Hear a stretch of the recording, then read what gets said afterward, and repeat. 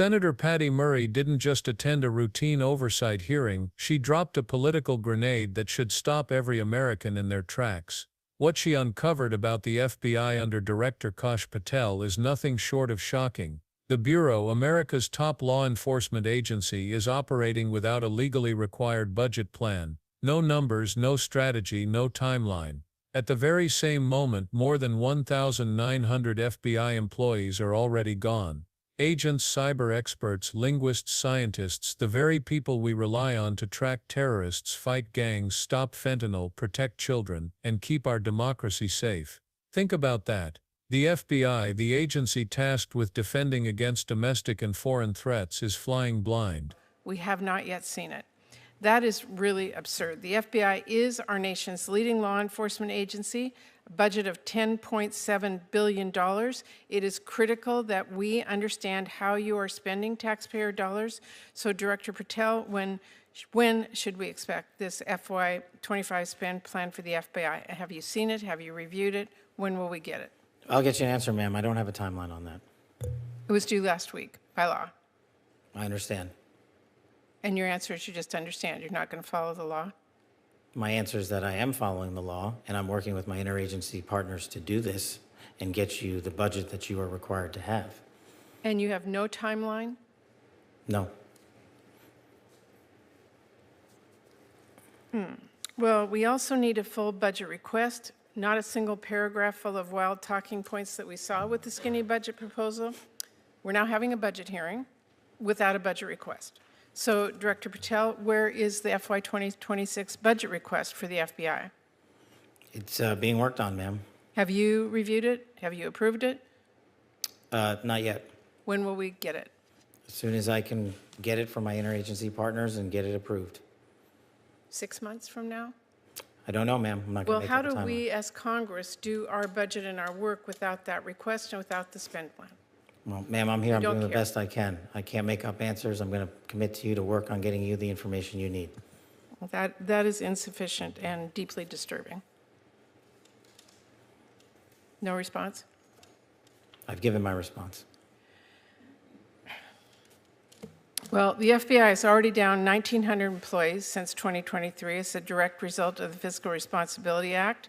And under the Trump administration, FBI agents, analysts, linguists, cyber experts, and scientists are being asked to do a lot more in order to keep us safe. Director Patel, we all know that budget cuts will reduce the FBI's ability to counter threats of terrorism, and it will hinder its ability to keep pace with firearm background checks and shutter operations that combat violent crime, drugs, gangs, and transnational organized crime. Now, I understand that you told our House colleagues yesterday that you don't want to reduce the FBI workforce, meaning that you disagree with what President Trump is proposing? No, I agree that we can sustain the mission with the proposed budget, and I agree with the budget. And as I said yesterday, I believe that what I said was I can do more with more. And I gave examples of what more we could do if we were given more. Well, it's different than what you told the House yesterday. So what are you communicating to the President and the White House about what you need? And again, we don't have a budget request from you, so I'm not sure what you're asking us for. I'm not asking you for anything at this time. You can operate without a budget? I never said that. Well, this is unprecedented. Okay, well, let me just go to another topic since you're not going to answer that. The FBI partners with state, local, and tribal law enforcement organizations. They provide critical intelligence and operational capabilities to combat violent crime and gangs and terrorist threats, fentanyl trafficking, challenges that our local communities really can't face alone. I'm going to give you an example. A few years ago, the Southeast Washington Safe Streets FBI Task Force worked with our Benton County and Franklin County Sheriff's Office, multiple Tri-Cities police departments, and the State Corrections Department to carry out one of the largest ever drug seizures in the region's history. Now we've got an administration already cutting more than $800 million in assistance in 2025 to local law enforcement organizations while proposing a $500 million cut for the FBI. Director Patel, can you explain to this committee how cutting resources for our local law enforcement partner agencies the FBI relies on to help your bureau keep safe. How do you expect the FBI and local law enforcement to do more without those significant resources they need? The FBI will continue to do what it does, which is work with embedded state and local law enforcement officers in our Joint Terrorism Task Force, in our Safe Streets Task Force, in our gang task forces. Those are a priority. Those billets have been maintained. Those billets have not been reduced. And with my reorientation, reprogramming that we've notified Congress to, you will see an augmentation in the field in every single state in this country. Well, again, we need to see the numbers and we need to see that budget from you. Let me ask you about the NICS system. The FBI is really on the front lines of keeping guns out of the hands of very dangerous criminals. The NICS serves a really critical role in enhancing national security and public safety by conducting background checks. You know this. They are supported by the vast majority of American people, and I wanted to ask you this morning, will you commit to continuing to fund and run the FBI background check system? Yes. Thank you. I want to ask one final question here, Mr. Chairman. I want to talk again about how the FBI is focusing its resources. President Trump has turned the Department of Justice into a tool to go after his perceived enemies, and many of the actions we have now seen at the FBI are alarming. The FBI has reassigned and pushed out career FBI agents for political reasons. We have seen.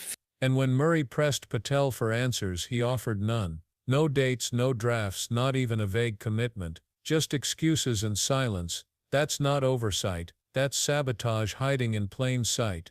This wasn't some boring budget meeting, it was a red siren flashing across the country. Because when the FBI loses its staff, its independence, and its transparency, we don't just lose accountability, we lose safety itself. And Murray's explosive confrontation made that crystal clear. The first bomb Murray dropped was simple but devastating. The FBI has no budget, not a draft, not a timeline, not even the bare minimum required by law. By statute, the FBI was supposed to submit its FY 2025 spend plan over a week ago. Congress still hasn't seen it. That's not just a missed deadline, that's breaking the law. And when Murray pressed Director Patel for answers, his response was a shrug. I don't have a timeline.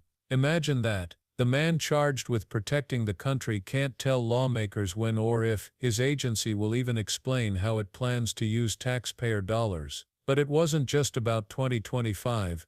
Murray pushed for the FBI's 2026 budget request too, the long-term blueprint of how the Bureau will function. Patel admitted he hasn't reviewed it, hasn't approved it, and couldn't say when it might appear. That's not leadership, that's deliberate stonewalling. Without a budget, Congress can't fund operations, local partners can't plan joint missions, and the American people are left in the dark. Murray's point was clear: this isn't incompetence, this is obstruction. But the missing budget was just the beginning of a much deeper crisis. If the missing budget was shocking, the workforce numbers are even worse. Since 2023, the FBI has lost more than 1,900 employees. That's not just a statistic, it's the backbone of America's national security being ripped out piece by piece. Every one of those lost jobs represents fewer agents on the ground, fewer cyber experts stopping foreign hackers, fewer linguists decoding threats in real time, fewer analysts tracking violent extremists before they strike.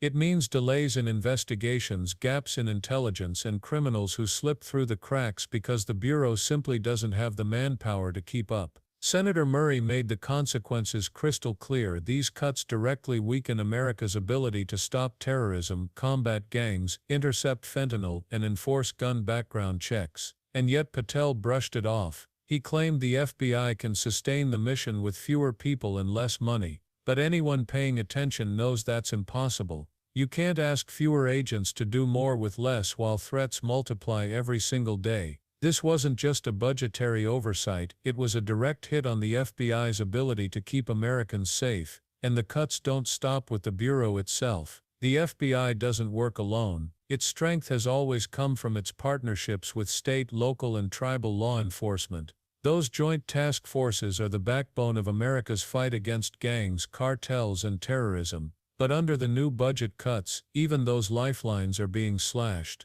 More than $800 million in assistance for local law enforcement is on the chopping block, with another $500 million pulled from the FBI's own operations. Senator Murray reminded Patel of what's at stake. She pointed to a real example: the Safe Streets Task Force in Washington state. That joint operation, federal agents working side by side with county sheriffs and local police, produced one of the largest drug seizures in regional history. Without FBI resources and funding, operations like that simply collapse. Local police departments can't tackle transnational drug networks or terrorist cells on their own. Yet Patel offered only vague reassurances, insisting that billets haven't been reduced. But without funding, priority means nothing. The reality is clear: starving these partnerships doesn't just weaken the FBI, it leaves every small town and city across America exposed. And while resources vanish on the ground, something even darker is happening inside the Bureau itself.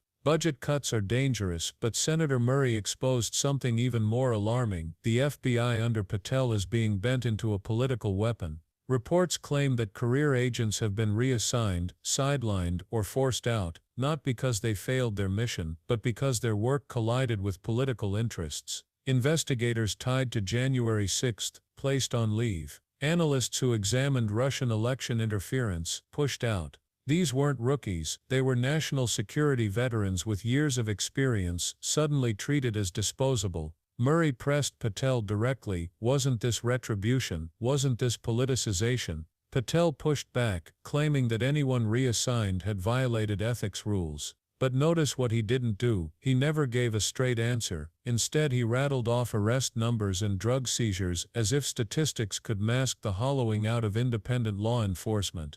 This is how institutions get quietly compromised. Not with a single dramatic purge, but with targeted pressure that drives out watchdogs and rewards loyalists. Murray's questioning revealed the pattern: the FBI isn't just losing staff, it's losing independence. And when an agency sworn to protect the Constitution starts serving political power instead, every American should be alarmed.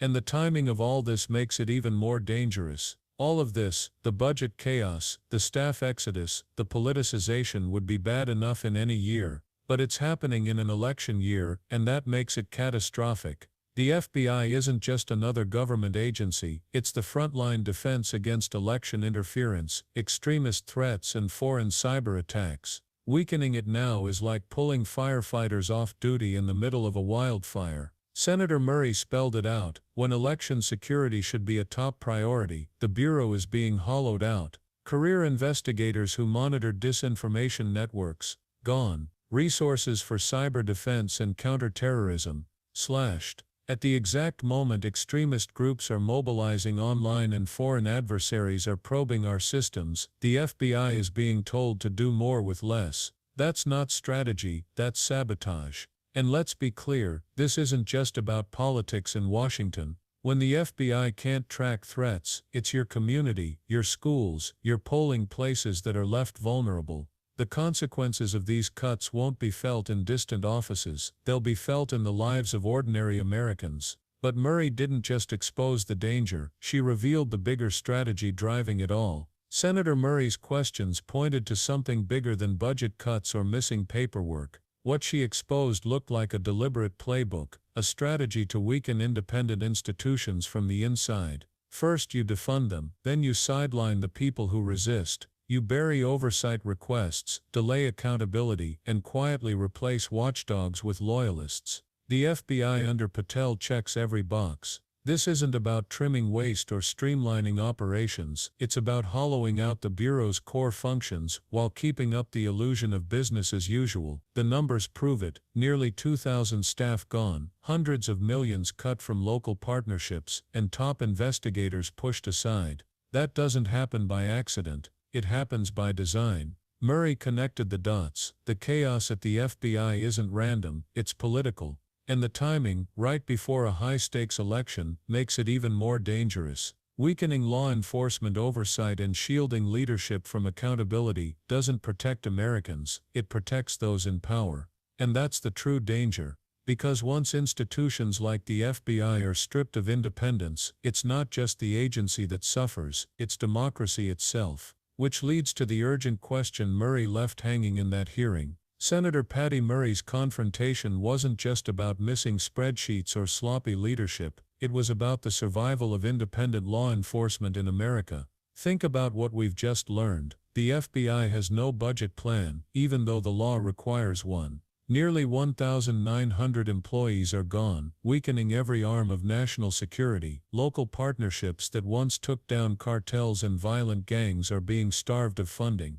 And career agents investigating January 6th or Russian interference are being silenced or pushed aside. That's not coincidence, it's a pattern. When you connect those dots, a disturbing picture emerges. This isn't about saving money or efficiency, it's about control. Defund the FBI, politicize its leadership, and erode its independence, right as the nation heads into one of the most volatile elections in modern history. That's not just mismanagement, that's sabotage. Murray's warning couldn't be clearer. If Congress can't get straight answers from the FBI director, then the American people need to demand them, because when oversight collapses, accountability vanishes, and with it our safety. So don't look away, share this story. Speak up. Because democracy doesn't die in silence, it dies when we stop paying attention.